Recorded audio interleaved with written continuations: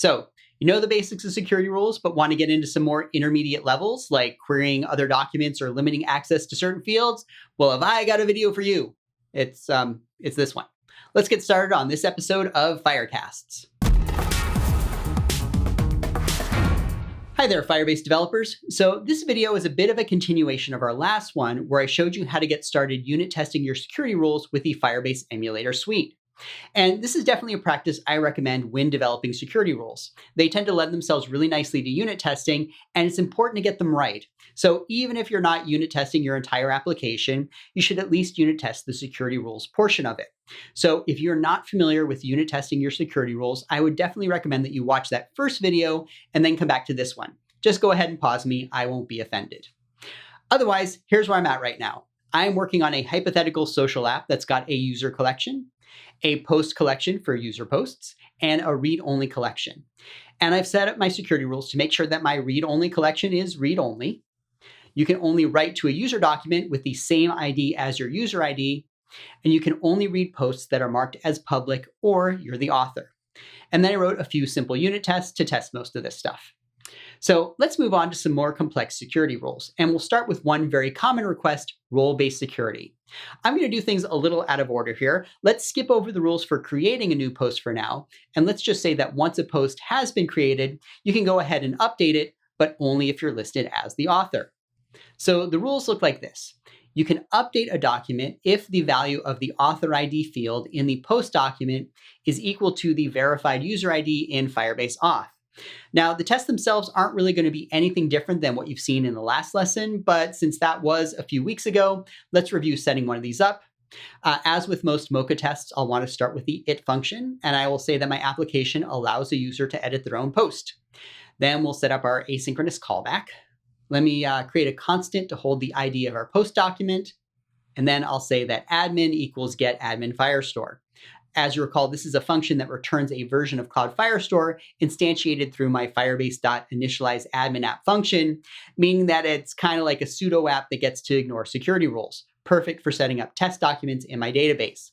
Oh, by the way, some of our engineers would like me to point out that this isn't really using an actual server-side admin SDK. It's more like a special version of our client SDK that's allowed to bypass security rules only for unit testing purposes, but it's definitely good enough to set up some test documents. So I'll use that to create my test document, one in my post collection with the ID of that variable I set earlier, and we'll add in some basic content, and most importantly, make sure the author ID is equal to my ID. Again, as a reminder, this my ID is a constant that I use throughout my tests to represent the ID of our theoretical user, good old user ABC. This is an asynchronous call, so we'll need to add an await here. Next, I'll set db equal to get Firestore with my auth. As you recall, get Firestore is a function that returns another Cloud Firestore app, but just a regular old client version, not one with super user powers. And by passing in the myAuth auth object, I'm able to get a version of Cloud Firestore that acts as though I'm logged in as this user. So now I can set my test doc equal to the doc I created earlier in the post collection. Just now I'm accessing it as user ABC. And now I'm going to try to update the content of this document. And because I'm the author of this document, I'm going to assert that this call should succeed. And again, if any of this seemed confusing, go back to the first video where I explained this in a lot more detail. So let me run this, and it works. And then I can create another test to make sure you can't edit somebody else's post. Note the author ID now of the document is their ID, and that I am asserting fails here at the bottom. So I'll run this, and this passes too. So this is fine, but not really anything different than what we've done before. So let's move on to something more interesting. Let's say we want to label some users as moderators. And if you're a moderator, you have the ability to edit any post. Now, there's lots of ways of doing this, but I'd say two of the most common ways are either using custom auth claims or adding our user to like some kind of admin list elsewhere in our database. Let's start by trying that first option. Now, custom auth claims are pretty neat. But for good explanation, let's ask Rachel Myers, Developer Programs Engineer on the Security Rules team. Hi, Rachel. Hi, Todd. Custom auth claims are key value pairs that you set via server-side code, and they can contain anything. They're attached to the user's auth token. Got it. No, wait, I don't. How does this help me? Well, when a user makes a request to your database, the custom auth token is going to be included in that auth object that accompanies the database request. In your security rules, you can check for the presence or the value of any of the custom claims, just like you might already check for the user's user ID. Oh, and so that means I can trust it then too, right? Yes, because this value is part of the ID token signed by the Firebase servers, you can trust these values the same way that you can trust the user's ID. Remember that custom auth is different than custom claims. Custom auth is when you have an existing system that users are already signing into. Custom claims are for when you want to attach specific permissions onto the user's token. In both cases, you can trust the user's ID token. Okay, good clarifications. So let's try using our custom claims. So you recall that up until now, we've been setting our user's user ID and email in this fake auth object. Now, it turns out I've been leaving out one minor detail. I can access our user's UID through the request.auth.uid value in our security rules, but it turns out this is kind of a bit of a special case. Other values like email, along with any other custom claim, would be accessed through a request.auth.token object. So if I wanted to test our user's email address, I would run a test against request.auth.token.email. So going back to our example, if we want to label some of our users as moderators, we could do that by setting like an is moderator equals true kind of auth claim. Since I'm attaching an attribute to my user, this is sometimes called attribute-based access control, or ABAC. You could also do this by having a role equals moderator kind of auth claim. This would be role-based access control, or RBAC. Both these work in Firebase. Which one you choose kind of depends on like how many kinds of roles or levels you think you're going to need within your app. I'm going to try that first option for now.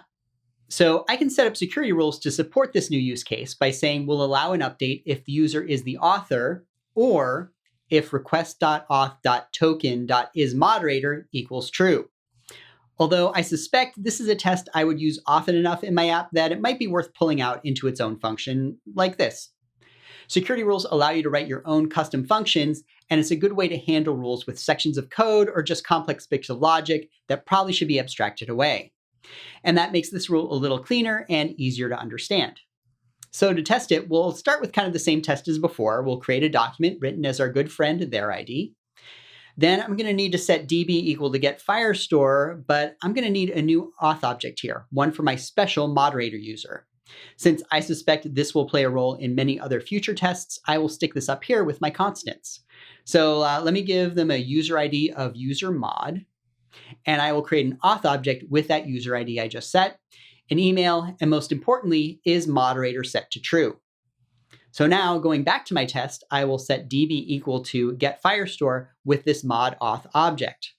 Then I'll once again attempt to alter this test object, except now I'm expecting that this call succeeds. So let me run it again, and hey, wow, it passes. So custom auth claims are pretty useful. Seems like I could use them everywhere in my app. Well, hang on. You should know there are a few restrictions on custom claims. You're only allowed 1,000 bytes of custom auth data. And custom auth claims have to be set using server-side code, like with a cloud function. Because this needs to happen in a trusted environment, you can't set this data using client libraries. And finally, custom auth claims are not applied right away. You generally need to wait for your client SDKs to refresh the user's Firebase token, and that happens every hour. Okay, that does seem a little limiting. So when's a good time to use them? There's always a choice to put something in your database or in a custom claim. Use custom claims to flip a permission-related bit, or for settings that will change infrequently. For example, setting your support team to be moderators, or upgrading a user to a premium membership. But for settings that change frequently or are used for anything other than permissions, it's better to keep the data in the database itself. Oh, hey, that's a great segue into our next section. It's almost like we planned it. Yeah, how about that? All right, so let's say that our social app is doing great, and we decide to create some separate rooms or forums where people can also add posts away from this main collection, maybe in a sub-collection like this. And yes, there are compelling arguments to be made that you could keep all this in the main post collection, but just humor me here, I needed a good example. And each individual room can go ahead and add their own moderator. To avoid confusion, let's call them room mods. Now, this is something that might be changing so frequently, and a user might be a moderator of lots and lots of rooms that maybe we don't want to record this as a custom auth claim. Instead, we'll add a field to each room called room mod, and that will equal the ID of the room moderator. So we want to say that a user can edit a room post if they are the author, just like before, or they're named as a room mod in the parent room document. So let's look at doing this. So I'll set up a separate block for rooms and posts within these rooms. And, realistically, given that my rooms will eventually need security rules as well, it might be nice to nest them like so. Up to you though, either way is fine for now. But like I said, at some point, I'm going to need to go back and add some rules for my rooms here. So like before, I can allow users to update a room if they are authors of the original post, like so. And then here's what I'm going to do. I'm going to get the document in the database that corresponds to the parent room. Then I'm going to grab the data of that document and look at the value of the room mod field. If it equals the ID of our signed-in user, then they are a moderator and allowed to edit this post. Let me explain this a little better since there are a few new concepts here. So this get call basically means let's get a document from the database. In general, get calls have to start by grabbing databases/database/documents. That's the path to the root of our Cloud Firestore database. Remember, this $ parentheses thing is basically how you do string interpolation and path arguments, even though this thing doesn't actually have any quotes. Note, by the way, this database variable is the database variable that we captured way back at the beginning of our security rules all the way up here. So then you can see that by grabbing room/room ID, that grabs the room document by using the ID of the parent room being captured here. Calling data on that document that we just fetched then gives us all those fields as key value pairs. And so by looking at room mod, we can see the value of that field. So how do we know this works? Well, heck, let's write more tests. So the basic rule to test that an author can edit their own post is basically the same as for regular posts. In fact, I'm just going to kind of copy and paste it from here. The only difference, and honestly something that I should have done earlier, is that I'm putting the entire document path into a string instead of doing the collection.collection.doc thing. Okay, and asserting that you can't edit somebody else's room post kind of looks like this. So I'll test these and, whoops, looks like I have an extra semicolon there. Okay, let's fix that. And okay, our tests are looking good so far. But now let's set up a test where you're the room moderator. So it allows a room mod to edit another person's room post. So let me break room path up into a separate variable here. And then I'll use a little string interpolation to set up our post path. For those of you coming from a native mobile background and maybe not familiar with JavaScript, JavaScript does string interpolation by using backticks for your strings and then using the $ curly brackets for this string to be interpolated. Wow, 2 string interpolation formats in one video. Don't say I never taught you anything exciting. So first, I'm going to have our admin Firestore set up a room document where our user is set up as a mod. Then I'll create a room post belonging to good old their ID. Then I'll go ahead and grab a test instance of our database, access our test document, and assert that editing this document succeeds. Let's try it. And hey, it all works. Excellent. And this is great, but in most real-world situations, rooms don't have a single moderator, they have several. So let's assume that instead of having this room mod field equal to a single user ID, our room documents can have a room mods field that consists of an array of user IDs. So I think this is a simple enough change. Let's go back to our security rules and we'll change room mod to room mods. Then, how to change this? Honestly, I can never remember if this is like contains or index of or what. Luckily, a quick Google search for Firestore security rules reference gets us there pretty quickly. In security rules land, what I think of as arrays are officially known as lists. So if I click on this doc, it looks like it is the in operator we're interested in. And it looks like there's some other interesting functions we might want to refer back to at a later point. These might come in useful. Anyway, let me go back and change this to request.auth.uid in this thing. And then let me rewrite this last test here. I'll set room mods to a list of mods, and that can include our user along with, say, a dummy user. And let's run it again. Hey, how about that? It works. But this is kind of an awkward looking security rule. It's already starting to look a little unwieldy and confusing. So let's extract this into a function called userisRoomMod. I'll define the function right up here. We'll do a little copying and pasting, and we're done. Now I should note that where we write this function matters. By keeping this function here inside our room block, it still understands what room ID is. That capture is available here right outside. If I wanted to move this outside of this block, say by putting it up here near the beginning of my file, that would work, but I would need to explicitly pass in room ID here. And if I want to place this function completely outside of this block, well, that would work too, but then I would have to pass in the database variable as well. Kind of up to you what style you prefer. I generally like having my functions close to the thing they're testing for, even though it's kind of less clean visually. So I'm going to put it back down here, but it's really a personal preference at this point. You do whatever you like best. And how do I know this refactoring works? Why, I can rerun my unit tests. And look at that. Thanks to our growing repertoire of unit tests, I can feel fairly confident that my code still works. Okay, let's move on to some fancier things we can do with security rules. And we'll start by adding some rules to create a post. This was something we kind of glossed over earlier, but we should really go back to it here. So let's go back to our plain old top-level post collection. Forget the rooms for now. And let's start off by saying that you can create a post as long as you list yourself as the author, no masquerading as other people. This is pretty easy if you make use of the third piece of data that developers often use when writing security rules, the request.resource object. Now, the request.resource object is very similar to the resource object, except that it represents the document you're looking to add to the database or the document in its post-updated state, whereas the plain old resource object represents the document that's already there. And just like the resource object, you can get at the key value pairs inside this database document by looking at the data property of request.resource. So let's put this into practice. So we will allow users to create a document if the request.resource.data.authorID equals request.auth.uid. So this is saying you can create a document if the author ID of the document we want to write equals the verified user ID of our signed-in user. Now, the tests here aren't all that interesting. We'll create one to make sure you can create a post if you do list yourself as an author, and one that fails if you try to add somebody else as an author.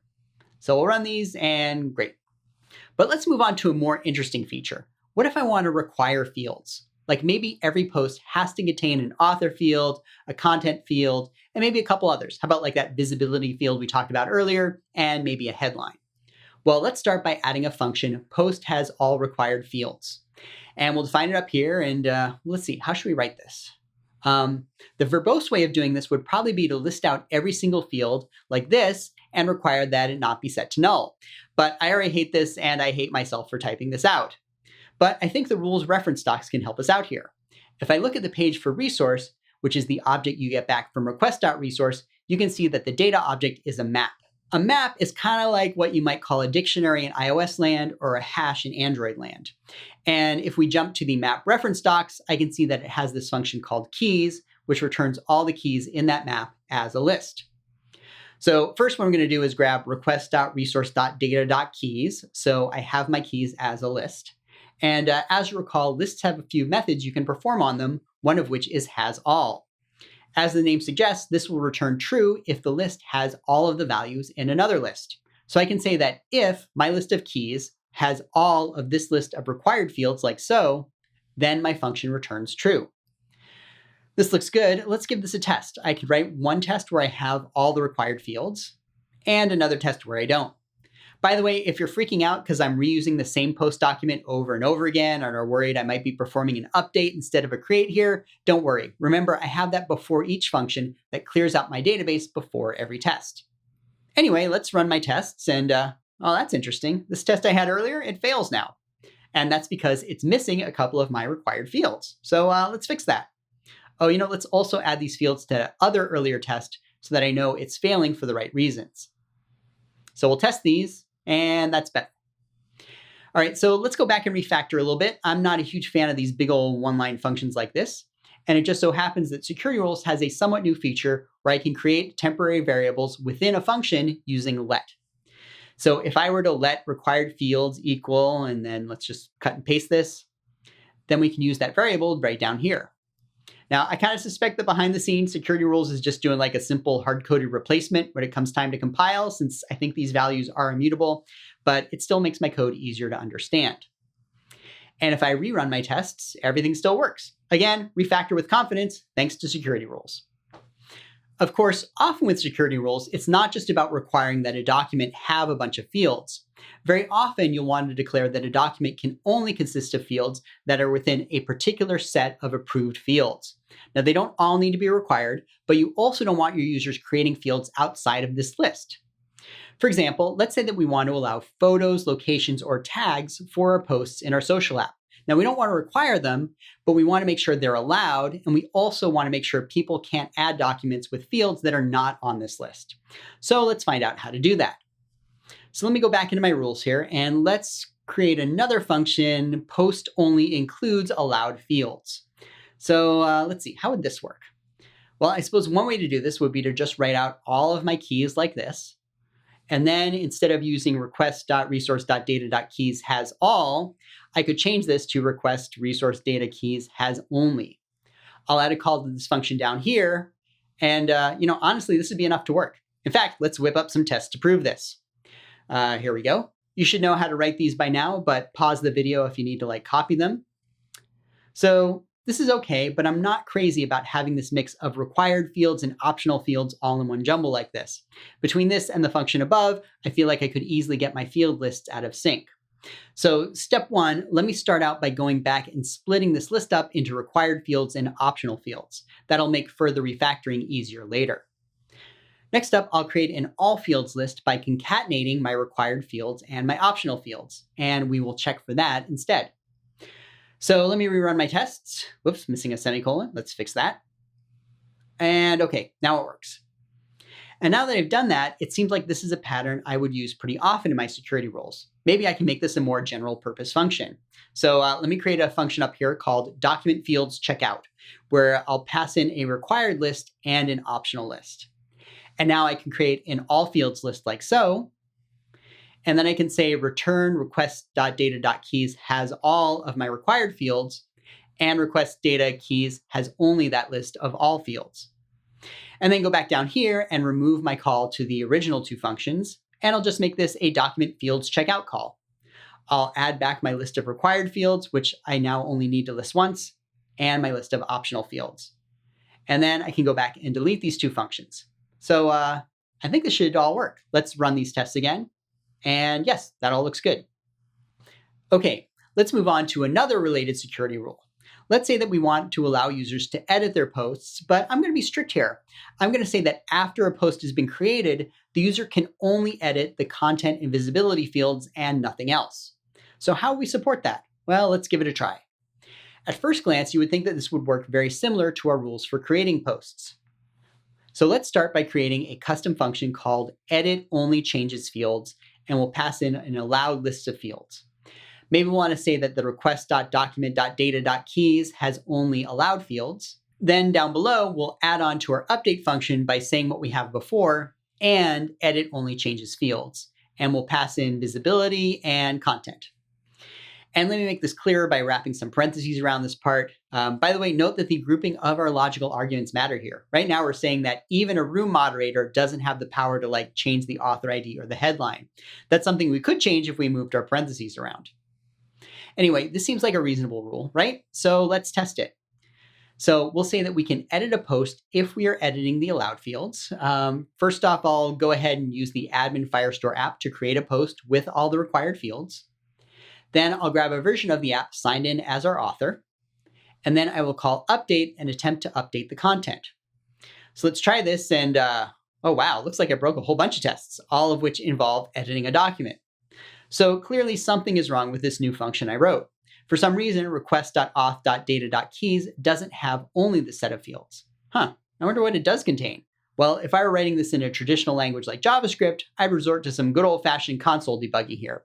Unfortunately, I don't have that option available to me. Wait, you do? Oh, really? Tell me more.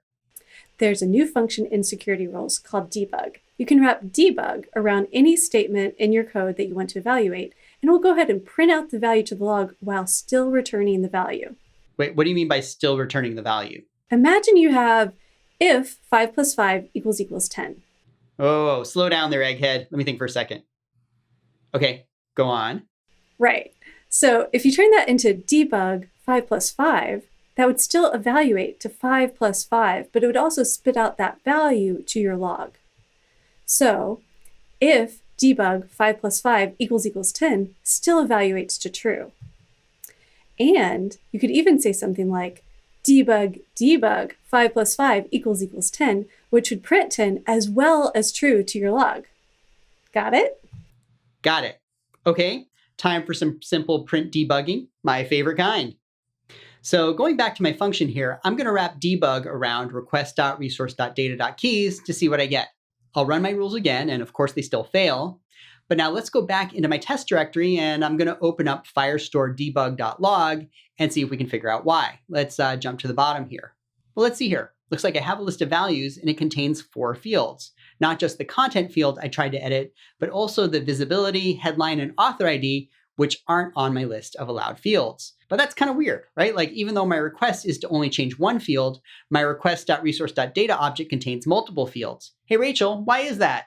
So the reason this is happening is that this request.resource object doesn't just represent the changes that you're trying to make. It represents the entire document as it would look after the update. So even though you're only changing the content field, the request.resource.data object contains the content field you're looking to change, along with the unchanged fields from the original document. We refer to this as the document being hydrated. All right. Now, there are certainly times when having a hydrated document can be useful, but in situations like this, where you only want to know what's changed, it can make life tougher. So the old school way of fixing this would have basically been to iterate through every field in your document and explicitly say that, for instance, resource.data.authorID equals request.resource.data.authorID, and that resource.data.headline equals request resource data headline, and so on for every field in your document that's supposed to remain unchanged. Oh, and don't forget the null checks. Ooh, what a mess. So you can kind of see why developers quickly grew to dislike the solution. So there's now a much simpler solution, one that involves a powerful new security rules language feature called the mapDiff. So if I go back to my function here and look at request.resource.data.diff resource.data, what I get back is this object called a mapDiff, which basically represents everything that's different between these two maps of key value pairs. And if we were to take a look at the documentation for the mapDiff object, you can see it has a number of useful functions. You have an added keys to get a list of keys that have been added, removed keys and changed keys, and also affected keys, which is basically a superset of those 3 other functions. This will give you a list of all keys that have been added, removed, or modified. Actually, to be more accurate, it gives you a set, which is kind of like a list, but it has no inherent order and can't contain duplicate items. Still, you can use handy functions like hasAll and hasOnly and use those against other lists or sets. So if we were to say that affected keys equals request.resource.data.diff resource.data.affected keys, well, now we can say that affected keys has only the allowed fields that we passed into this argument. All right, now I think we're onto something. Let's give this one more try. Oh, hey, look at that. All my tests pass again. But to be sure, let's also add in a test where we try to edit the headline and it fails. And actually, before I run my test, if you're curious what this mapDiff object looks like, go ahead and add a debug around it. Oh, also, if you end up using debug like multiple places in your code and maybe get confused as to what's displaying where, a fun little hack I found is to go ahead and just let some unused variable equal debug and then a big old string announcing what it is you're about to display. So when you do this, security rules will rightly complain that this unused variable is going unused, but what are you going to do? So when I run my tests again, and you know what, let me tail-f this thing first. Okay, now when I run my tests again, you can see my mapDiff values are being printed out in the logs, which is nice. Okay, this was another long video, but I think we learned a lot here. We learned that you can use custom auth claims as a server-verified way of adding roles to a user. You can set values within your database for a more flexible way of adding roles, and then use get to fetch those documents. You can create functions for cleaner, reusable, and easier to read code. Security rules support lists and sets with helpful functions like in, hasOnly, and hasAll. You can use let to define variables within a function. Debug is a great way of spitting out values to your debug log. And mapDiffs are a great way of seeing what's changed between 2 different maps, like, say, your request.resource.data object and your resource.data object. Have more security rule scenarios you want me to try out in a future episode? Well, let me know in the comments below. Maybe I'll give them a try and I will show you in an upcoming screencast. Honestly, these have been kind of fun to make. Thanks as always for watching. Rachel, would you like to say goodbye to our wonderful viewers? Goodbye to our wonderful viewers. And we will see you soon on another episode of Firecasts.